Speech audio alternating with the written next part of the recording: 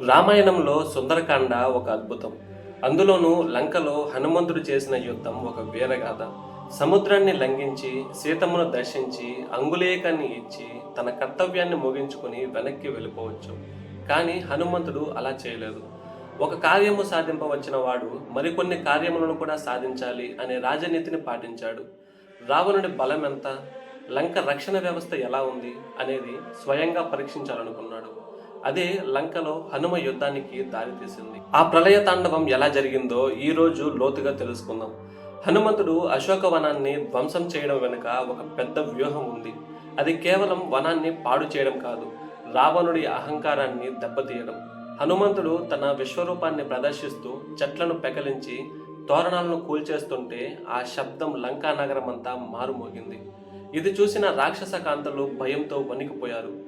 ఎవరి వానరుడు, ఎక్కడి నుండి వచ్చాడు అని రావణుడికి వర్తమానం పంపారు. రావణుడు వెంటనే కింకరులు అనే 80,000 మంది రాక్షస వీరులను పంపాడు. హనుమంతుడు ఒక చిన్న ఇనుప పరిగెను తీసుకొని వారందరినీ యమపురికి పంపిన తీరు అద్భుతం. ఇక్కడ మనం గమనించాల్సింది హనుమ వేగం. 1000 మందిని క్షణాల్లో మట్టి కనిపించారు. కింకరులు చనిపోయారని తెలియగానే రావణుడు తన సేనాపతి కుమారుడైన జంబుమాలిని పంపాడు. జంబుమాలి సామాన్యుడు కాదు, గొప్ప విలుకాడు. హనుమంతుడిపై బాణాల వర్షం కురిపించాడు. ఒక బాణం హనుమంతుడి ముఖానికి తగిలి రక్తం చిందినప్పుడు ఆ స్వామికి కోపం వచ్చింది. హనుమంతుడు ఒక పెద్ద సాల వృక్షాన్ని తీసుకుని గిరగిర తిప్పుతూ జంబుమాలి రథంపై విసిరాడు. రథం ముక్కలైపోయింది, గుర్రాలు చచ్చాయి. చివరగా తన అరచేత్తో జంబుమాలి గుండెపై ఒక్క దెబ్బ కొట్టాడు. ఆ దెబ్బకి జంబుమాలి ప్రాణాలు వదిలాడు. ఆ తర్వాత వచ్చిన 7 మంత్రుల పుత్రులను కూడా హనుమంతుడు అలాగే తన పాదాలతో తొక్కి గోళ్లతో చీల్చి చంపేశాడు. రావణుడి చిన్న కొడుకు అక్షకుమారుడు రంగంలోకి దిగాడు. అక్షకుమారుడు బాలుడైన మహాశూరుడు. హనుమంతుడిని చూసి భయపడకుండా యుద్ధం చేశాడు. హనుమంతుడు అక్షకుమారుడి ధైర్యాన్ని చూసి మనస్సులో అభినందించాడు.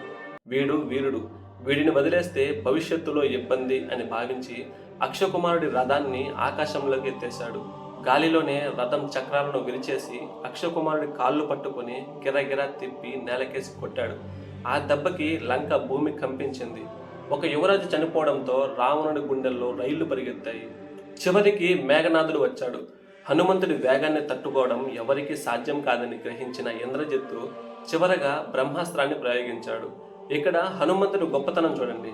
ఆయనకు బ్రహ్మదేవుడు ఇచ్చిన వరం వల్ల బ్రహ్మాస్త్రం ఏమీ చేయదు. కానీ ఆ అస్త్రానికి గౌరవం ఇవ్వడానికి, రావణుడిని ముఖాముఖిగా చూడడానికి హనుమంతుడు కావాలనే బందీగా మారాడు. రాక్షసులు హనుమంతుడిని తాడుతో కడుతుంటే బ్రహ్మాస్త్రం తన ప్రభావం కోల్పోయింది. అయినా సరే హనుమంతుడు ఏమీ తెలియనట్లు రావణుడి సభకు వెళ్ళాడు. అక్కడ రావణుడికి ఆయన చెప్పిన హితబోధ, రామచంద్రుడికి సీతమ్మను ఇచ్చేయి, లేదంటే లంక శ్మశానం అవుతుంది అని. తోకకు నిప్పు పెడితే అదే నిప్పుతో లంకా నగరాన్ని బూడిద చేసిన హనుమ పరాక్రమం మనందరికీ తెలిసిందే. కానీ ఈ యుద్ధం వెనుక ఉన్న అసలు రహస్యం భక్తి మరియు ధైర్యం. రాముడి నామాన్ని స్మరిస్తూ హనుమంతుడు చేసిన ఆ యుద్ధం అధర్మం ఎంత బలంగా ఉన్నా ధర్మం ముందు తలవంచక తప్పదని నిరూపించింది. హనుమ యుద్ధం మనలోని భయాన్ని పోగొట్టి ఆత్మవిశ్వాసాన్ని నింపుతుంది. ఈ వీడియో మీకు నచ్చితే మీ అభిప్రాయాలను కామెంట్స్లో చెప్పండి. జై బజరంగబలి.